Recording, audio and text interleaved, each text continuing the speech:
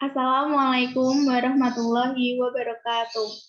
Waalaikumsalam warahmatullahi wabarakatuh. Waalaikumsalam Waalaikumsalam warahmatullahi wabarakatuh. Sebelumnya, perkenalkan kami dari kelompok 3 yang beranggotakan Aprilia Pujilestari sebagai moderator, Aisyah Bulan Anastasia, Angri Dwi Risna Erniawati sebagai penanya, Hernandito Aryo sebagai penjawab, Faizal Diantoni Rizky sebagai pembaca materi pertama dan notul MC, Intan Jaharani sebagai pembaca materi kedua. Langsung saja, untuk mempersingkat waktu, kita mulai diskusinya. Sebelumnya, kami jelaskan terlebih dahulu untuk materinya. Untuk materi pertama akan disampaikan oleh Saudara Faizal. Waktu dan media kami persilahkan.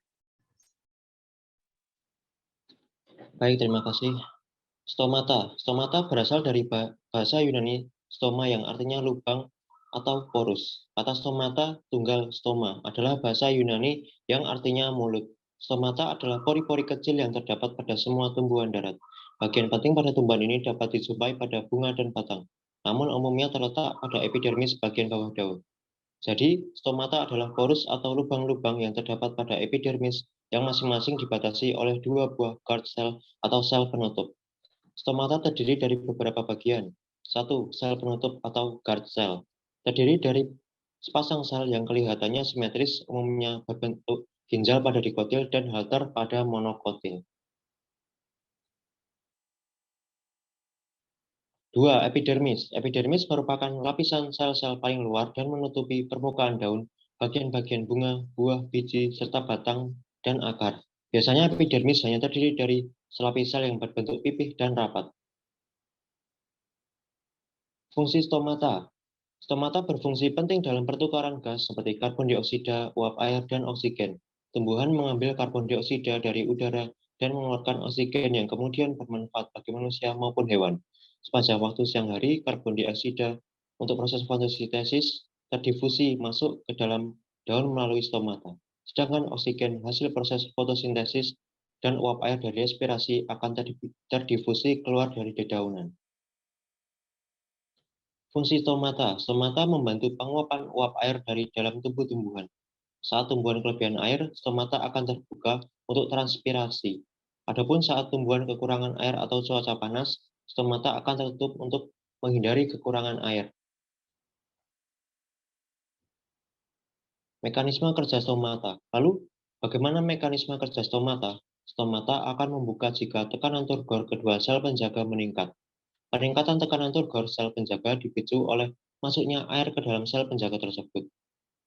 Pergerakan air dari satu sel ke sel lainnya sebagaimana dijelaskan sebelumnya akan selalu dari sel yang mempunyai potensi air lebih tinggi ke sel dengan potensi air lebih rendah.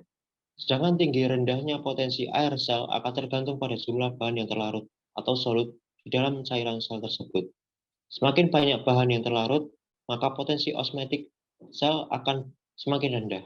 Dengan demikian, jika tekanan turgor sel tersebut tetap, maka secara keseluruhan potensi air sel akan pula menurun. Untuk memacu agar air masuk ke sel penjaga, maka jumlah bahan yang terlarut di dalam sel tersebut harus ditingkatkan. Lalu, bagaimana bahan yang terlarut dapat meningkat dalam sel penjaga? Penelitian menunjukkan bahwa pada saat stomata membuka, akan terjadi akumulasi ion kalium K+ pada sel penjaga. Bagaimana dengan peran saya di sini?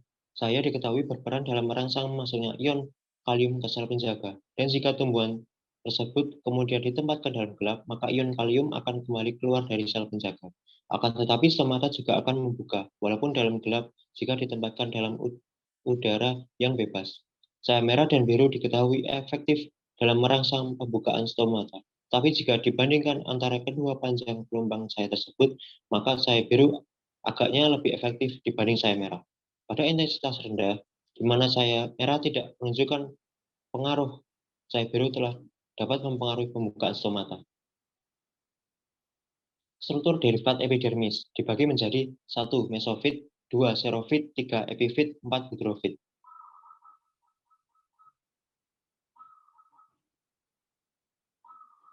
Pengertian jaringan epidermis. Jaringan epidermis adalah jaringan yang tersusun dari lapisan sel-sel yang menutupi permukaan organ tumbuhan seperti akar, batang, daun, bunga, buah, dan biji.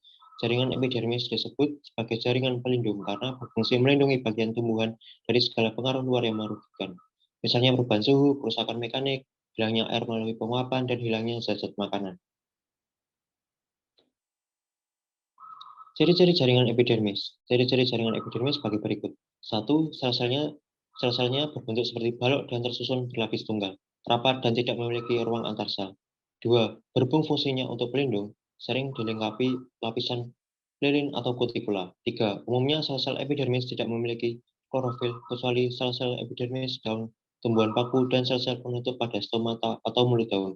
4. Di beberapa tempat, sel epidermis daun bermodifikasi menjadi sel penutup mulut daun, sedangkan epidermis batang dikotil bermodifikasi menjadi lentisel. 5. Epidermis akar yang masih muda yang mempunyai fungsi untuk penyerapan zat, dinding sel bagian luar tumbuh membentuk bulu-bulu akar.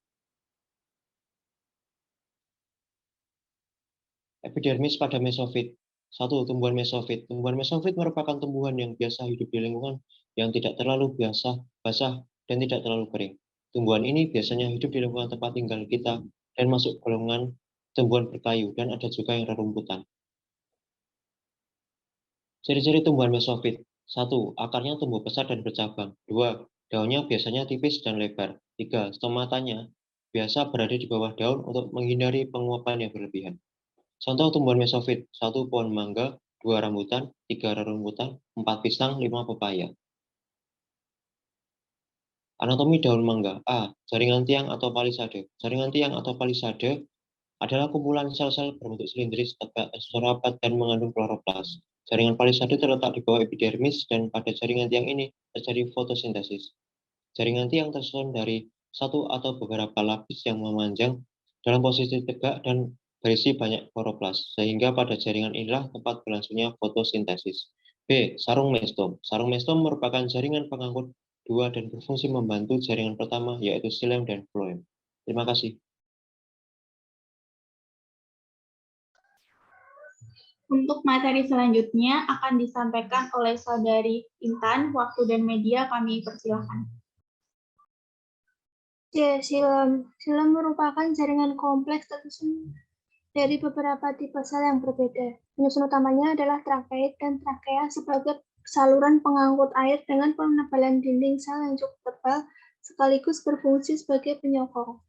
Xilem juga tersusun atas rabut, sklerenkim, serta sel-sel parenkim yang hidup dan berperan dalam berbagai kegiatan metabolisme sel. Xilem disebut juga sebagai pembuluh kayu yang membentuk kayu pada batang.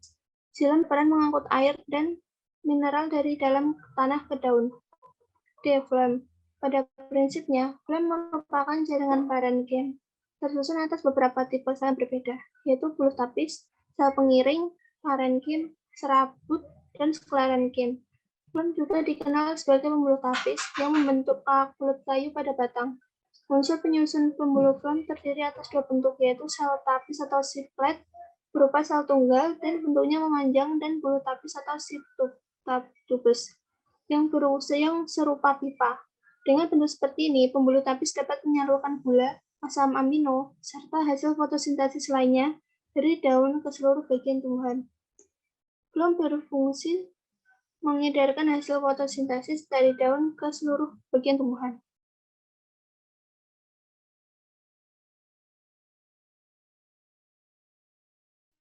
Kloroplas. Kloroplas adalah tempat fotosintesis tropik seperti tanaman. Di dalam kloroplas adalah klorofil yang menangkap sinar matahari. Kemudian, dengan kombinasi air dan karbon dioksida, cahaya diubah menjadi glukosa, di mana ia kemudian digunakan oleh mitokondria untuk membuat molekul ATP, atau ATP juga diproduksi selama fotosintesis di dalam kloroplas. Klorofil dalam kloroplas adalah apa yang memberikan warna hijau tanaman mereka. F. Jaringan epidermis. Jaringan epidermis merupakan lapisan sel terluar pada lapisan atas dan bawah. Epidermis dilapisi oleh kutikula, yaitu bagian yang suka tembus sukar ditembus oleh air sehingga berfungsi untuk menghambat penguapan air. Pada epidermis, daun celah-celah yang diapit oleh sel penjaga. Celah-celah tersebut disebut sebagai stomata atau mulut daun, yang berfungsi sebagai jalan keluar masuknya udara dan menghubungkan udara luar dengan rongga udara pada jaringan bunga karang.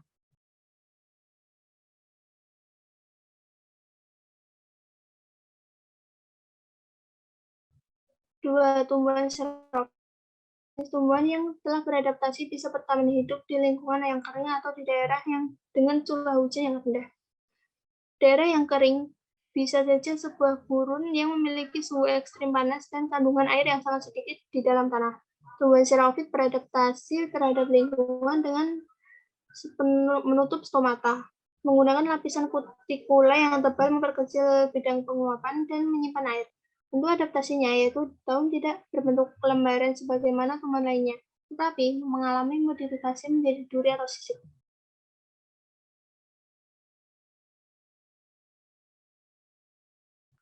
Ciri-ciri tumbuhan xerophyll. 1. Permukaannya dilapisi lapisan lilin. Ciri tumbuhan xerophyll yang pertama adalah permukaannya memiliki lapisan lilin sehingga terlihat mengkilap. Lapisan ini berguna untuk mengurangi penguapan dan berlebihan sehingga terhindar dari kekurangan cairan. 2. Memiliki ukuran daun yang kecil. Pada umumnya, tumbuhan xerophyll memiliki daun yang berukuran kecil, seperti menyerupai jarum atau duri. Banyak orang yang menyebutnya tumbuhan xerophyll itu berdaun duri. Hal ini juga berguna untuk mengurangi penguapan. 3. Berakar panjang. Ciri tumbuhan xerophyll lainnya yaitu memiliki akar yang panjang. Akar ini mencari air ke dalam. Itulah mengapa akarnya selalu panjang dan rimbun. Berbatang tebal. Biasanya tumbuhan yang hidup di tempat gersang memiliki batang yang tebal. Batang ini berguna untuk menyimpan cadangan air untuk bertahan hidup di daerah yang kering dengan curah hujan yang rendah.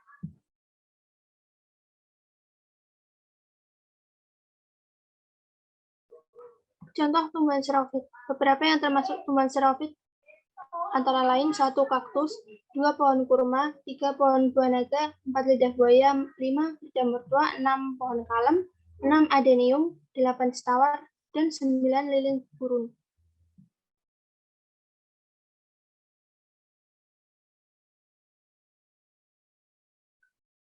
Kesamaan struktur anatomi daun lidah buaya dengan daun pada umumnya yaitu 1. Lapisan terluarnya dilindungi oleh epidermis. 2. Terdapat kutikula untuk melindungi dari penguapan yang berlebihan. 3. Terdapat mesofil atau palisade yang berisi kloroplas sebagai tempat terjadinya fotosintesis. 4. Terdapat xilem dan floem sebagai alat transportasi air serta hasil fotosintesis.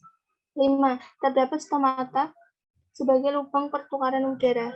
Perbedaan struktur anatomi daun lidah buaya dengan daun pada umumnya yaitu memiliki parenkim yang sangat tebal dan menyimpan cadangan air, dan memiliki modifikasi duri sebagai cara melindungi diri dari predator.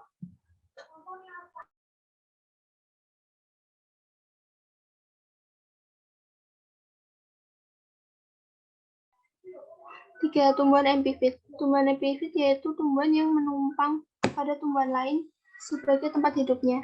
Namanya dihasilkan dari bahasa Yunani, epi, permukaan atau tutup, dan piton. Tumbuhan atau pohon berlainan dengan parasit epifit bisa sepenuhnya dapat berdiri sendiri, tidak terikat dari tanah sebagai penyangga dan penyedia hara untuk kehidupannya, maupun dari hara yang dipersiapkan tumbuhan lain. Cairan diperoleh dari hujan, embun, atau uap cairan. Hara mineral diperoleh dari abu atau hasil dekomposisi batang, serta sisa-sisa anggota tumbuhan lain yang terurai.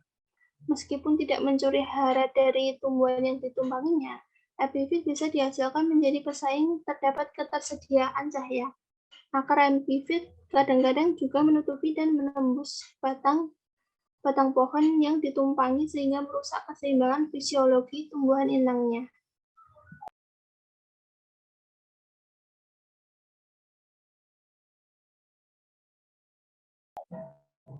Ciri-ciri tumbuhan epifit. 1. Meskipun menempel pada tumbuhan atau batang pohon, tumbuhan epifit masih masih dapat menyerap sinar matahari untuk melakukan fotosintesis sehingga tidak merugikan pohon yang ditempelnya. 2. Memperoleh hara dari debu, tanah yang dibawa oleh rayap atau semut, detritus, kotoran burung, dan lainnya. 3. Tumbuhan dan hujan. 4. Banyak ditemukan pada kawasan yang dengan tingkat curah hujan cukup tinggi sekitar sumber mata air atau sungai dan air terjun. 5. Hidup dengan cara menempel pada tumbuhan inang namun tidak merugikan. 6. Hidup pada batang pohon yang tinggi sekitar 30 meter atau lebih untuk mempermudah dalam proses penyerapan sinar matahari. Contoh epifit yang populer yaitu bermacam jenis anggrek, nanas-nanasan atau bromeliad, serta paku-pakuan.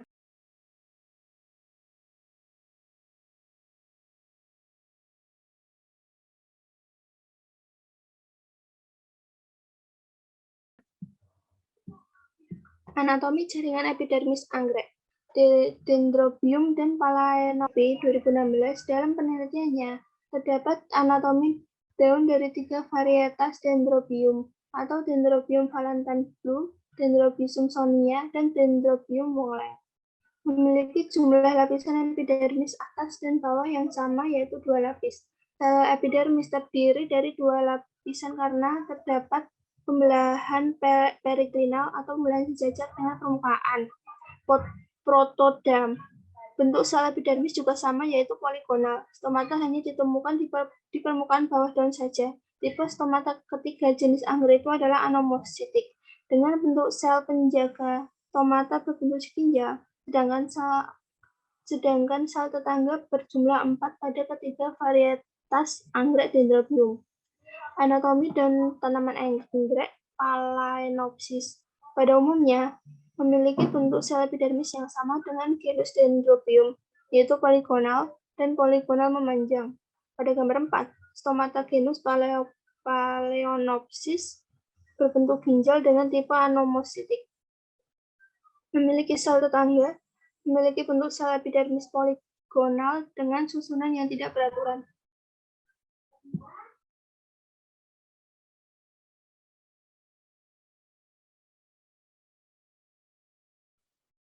Tumbuhan hidrofit. Tumbuhan hidrofit adalah jenis tumbuhan yang bisa beradaptasi dan hidup dengan baik di tanah yang tergenang air atau pada tempat yang banyak sebagian atau seluruhnya terendam air. Banyak sekali hidrofit yang menyerap air dan gas di seluruh permukaan dan tidak memiliki stomata seperti mifoil air berduri di bagian yang benar-benar terendam air.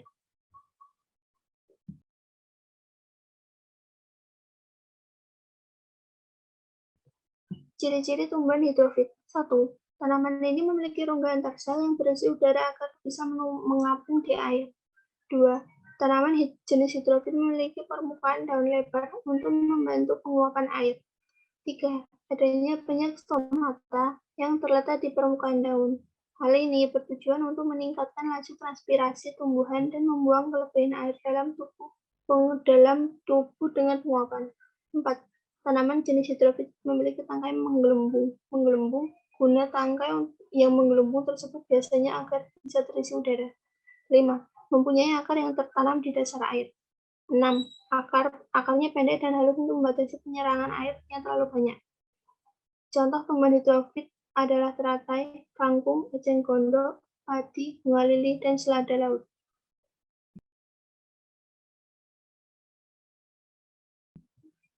Epidermis pada eceng gondok.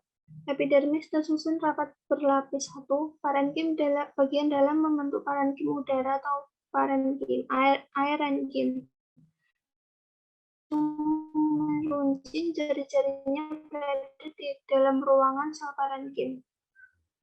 Tipe berkas pembuluh adalah kolateral tertutup. Sila membentuk saluran udara yang disebut lakuna. Penebalan dinding pada kolenkim yang terdapat pada tangkai daun eceng gondok adalah kolenkim angular. Dinding sel kolenkim tampak seperti mutiara dan cerah berkilauan. Sel-sel kolenkim berkumpul membentuk ketebalan dengan 4-8 lapisan. Terima kasih.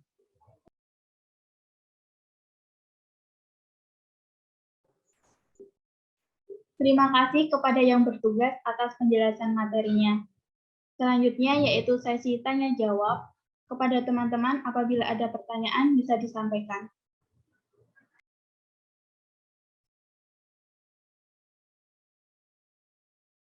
Pertama, apakah tumbuhan hidrofit dapat melakukan adaptasi? Apabila bisa, boleh dijelaskan bagaimana caranya. Dan yang kedua, bagaimana tumbuhan xerofit dapat beradaptasi dan bertahan hidup di lingkungan yang kering. Sekian pertanyaan dari saya kembalikan ke moderator. Baik, terima kasih kepada Angri atas pertanyaannya. Kepada teman-teman bisa menanggapi pertanyaannya. Saya izin menanggapi pertanyaan. Untuk pertanyaan nomor 1, Ya, apakah silakan. tumbuhan hidrofit dapat melakukan adaptasi? Apabila bisa, boleh dijelaskan bagaimana caranya.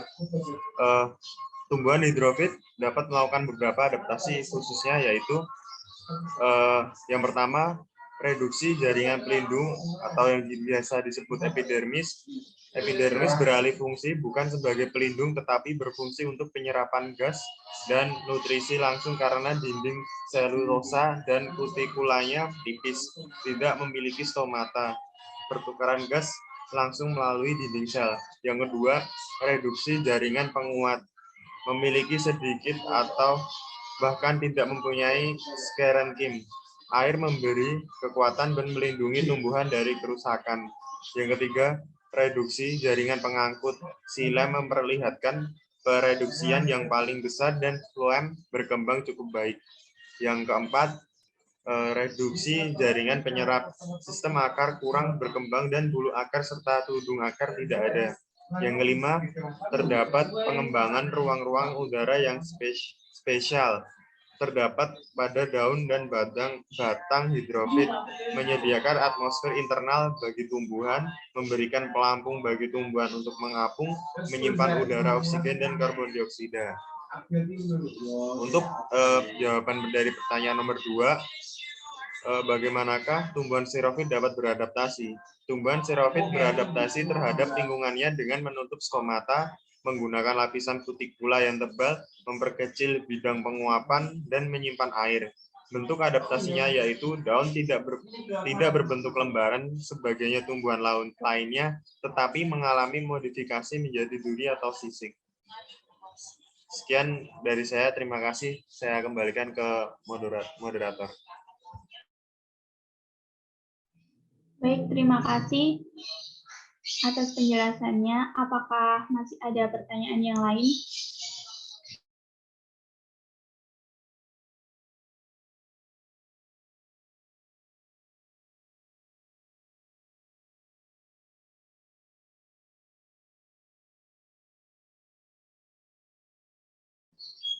Mungkin sudah cukup ya untuk sesi tanya jawabnya. Langsung saja, karena semuanya sudah jelas dan paham, kita tutup diskusinya. Sekian diskusi dari kelompok kami. Apabila ada kesalahan dalam penyampaian, kami mohon maaf yang sebesar-besarnya. Akhirul kalam, wassalamualaikum warahmatullahi wabarakatuh.